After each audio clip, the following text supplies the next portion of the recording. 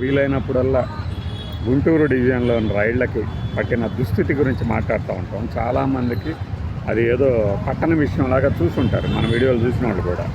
ఈ రోజున ఈ దినానికి ఈరోజు కళ్ళు తెరిచింది కదా. ఈరోజు కళ్ళు తెరిచి గుంటూరు డివిజన్పై ఏంటి సవతి తల్లి ప్రేమ అంటూ రాసుకొచ్చారంట.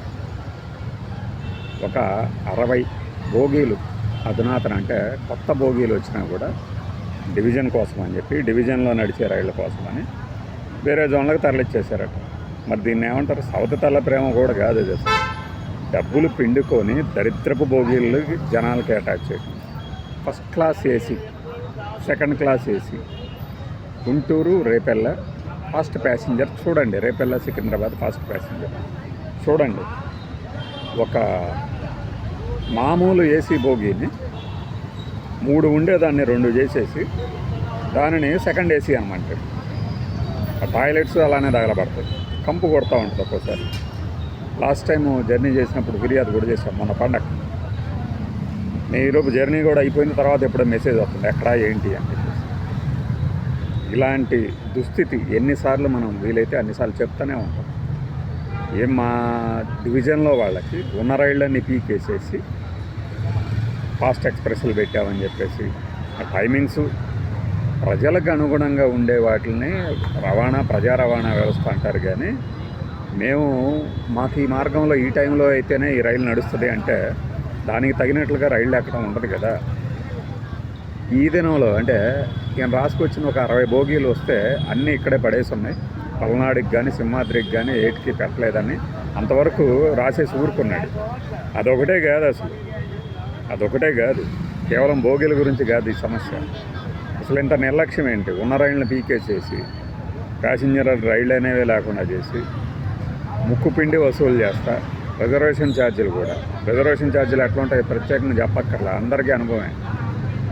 ఫుల్ వెయిటింగ్ లిస్టులో ఉండి మొత్తము బండి వెళ్ళిపోయిన తర్వాత కూడా వెయిటింగ్ లిస్టులో ఉన్న వాటికి రిజర్వేషన్ ఛార్జీలని దాదాపు 10% వరకు కట్ చేస్తున్నారు. ఎందుకు అలా చేస్తారు? ఇప్పుడు ట్రైను మేము రిజర్వేషన్ చేయించుకున్నాం, టికెట్లు వెయిటింగ్ లిస్టులో ఉన్నాయి. బ్యాంకు ఎండిఆర్ ఛార్జీలు కూడా ఎందుకు భరించాలి మేము? అంటే మీరు టికెట్ అవ్వలేదు కదా అంటే, అవనప్పుడు అది మాకేంటి సమస్య? నువ్వే భరించి మొత్తం ఫుల్ రిఫండ్ ఇవ్వాలి కదా. ఫుల్ రిఫండ్ అంటే ఫుల్ రిఫండ్, ఫుల్ పేమెంట్ అంటే మేము ఫుల్ పేమెంట్ చేస్తున్నాం కదా. అవి పట్టిస్తారు. అంటే ఇది అందరికీ సంబంధించిన సమస్య. ఈ రైళ్ళకి సంబంధించిన సమస్య అయితే ఏందా బోగీలేంది, అశుభ్రత ఏంది, పరిశుభ్రత ఏంది? మీకు ఢిల్లీలు, బెంగళూరులు, చెన్నైలో అక్కడ తిరిగే రైళ్ళ, ఇక్కడ కట్టే తిరిగే రైళ్ళు కాదు, మా ఈ డబ్బులు కాదా?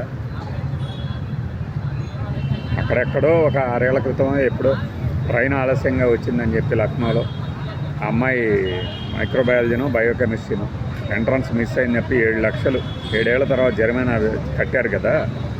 ప్రతి నిత్యం ఇక్కడ జరిగే లేట్ల వల్ల ఏమేమి మిస్ అవుతుంటారో ఎవరికి తెలుసు. దానికి కూడా అలానే పరిహారాలు చెల్లించండి. రైలు అరగంట ఆలస్యం అయితే టికెట్ ఛార్జీలో 20% వెనక్కిస్తామని చెప్పండి. ఆన్లైన్లో చేసినట్టు అరగంట లేట్ అనేది కామను అని ఎవరన్నా అంటారా? సరే, గంట లేట్ అయితే 20% వెనక్కిస్తామని చెప్పండి. చెప్పరు కదా. అంటే మా డివిజన్ అనే కాదు, మా డివిజన్లో మేము చూస్తాం కాబట్టి చెప్తున్నా. గుంటూరు డివిజన్లో ఈ లేట్ అనేది కామన్గా మారితే జయం సినిమాలో వేళకంటూ రాదులేండి అని మొదటి పాట ఉంటే కేంద్ర ప్రభుత్వానికి వ్యతిరేకంగా ఉంది, రైల్వే శాఖకి వ్యతిరేకంగా ఉందని మార్చేస్తారా? అసలు సమయమే మిస్ కాదన్నట్టుగా. ఇంత స్ట్రిక్ట్గా ఉండే మీరు మా డబ్బులు తీసుకుంటూ ముక్కుపిండి వసూలు చేస్తూ ఫైన్ ఏదన్నా ఉంటే లగేజ్ ఛార్జీలు కూడా పెంచారు. ఇంత చేస్తూ సర్వీస్ సరిగ్గా అయిపోతే ఎట్లా? ఆ బోగీల ఆల్రెడీ వచ్చిన బోగీలను కూడా పంపకుండా, అటాచ్ చేయకుండా పాతవే నడిపిస్తూ ఉంటారు. సింహాద్రి కానీ పల్నాడు కానీ ఎంత రష్గా ఉంటాయి. ఆక్యుపెన్సీకి మించే ఉంటుంది, ఎప్పుడు చూసినా, ఏ రోజు చూసినా ఉంటుంది. అలాంటి డివిజన్ మీద వీళ్ళకి సీతకన్నేస్తారా? అంటే అడిగేవాళ్ళు ఎవరు లేరానా? ఈరోజు ఈదనం రాసుకొచ్చింది. అడిగేవాడు ఉన్నా పట్టించుకునేవాడెవడు? సెంట్రల్ మినిస్టర్ పెమ్మసాని చంద్రశేఖర్ ఉన్నాడుగా, పట్టించుకోమనండి. గుంటూరు ఎంపీ ఏం చేస్తున్నాడు? మంచి ప్రభుత్వాలు కదా. 11 ఏళ్ళుగా మిమ్మల్నే కదండి పరిపాలకులుగా ప్రభువులుగా అక్కడ కూర్చోబెట్టింది. మన ఎత్తిన పాలు పోస్తున్నారు కదా. నిన్న ఆయన అశ్విని వైష్ణవ్ గారో ఎవరో మరి ప్రెస్ మీట్ పెట్టి మరీ చెబుతున్నారు, తెలంగాణకి మోడీ గారి ప్రభుత్వం వచ్చిన తర్వాత 12 లక్షల కోట్ల ఆదాయం ఇచ్చాము, నిధులు చెల్లించామని. ఏంది అంతకుముందు యూపీఏ హయాంలో ఇంత ఇచ్చిందంటే పన్నుల్లో వాటా. అది ఎవడి భిక్షం కాదు కదా, ఏదో దయ కొద్దీ మేము కాబట్టి ఇచ్చామనడం ఏంటి. వచ్చినట్టు ఏ రాష్ట్రానికి ఎంత ఇవ్వాలో అంత ఇవ్వాల్సిందే. ఇవి వదిలేసి మా రైల్వే డివిజన్లో కొత్త రైళ్ళు ఉండవు, ఉన్న బోగీలు తగిలించరు, కొత్త బోగీలు వచ్చినా తగిలించరు, ఉన్నవి పీకేస్తారు. అదేంటంటే అభివృద్ధి అంటారు. ఎవడో విమర్శించకూడదు. మళ్ళీ రైలు జర్నీ అంటే ఒకప్పుడు జ్ఞాపకం, ఇప్పుడు దుర్భరం అవుతుంది. ఎందుకు? ఛార్జీల రూపంలో, ఇంకోటి ఇదిగో ఇలాంటివి అప్పుడు